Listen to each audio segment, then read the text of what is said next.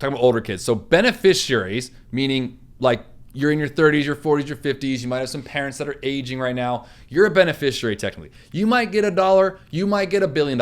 I don't know. It's somewhat irrelevant, but one of the themes that I've seen over 2 decades of doing this is there's a generational idea around whether or not you should talk about money with your parents.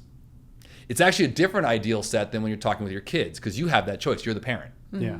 But when you're the child, and now you're older, and you want to bring it up, but it's not really something that you've talked about in your family before. You've shared that before, like money wasn't spoken about in your household. That's what was me. I brought up once or twice with my dad about his estate as he's getting older, just because it's what I do for a living. And I think he was more scared of his mortality. He didn't want to talk about it.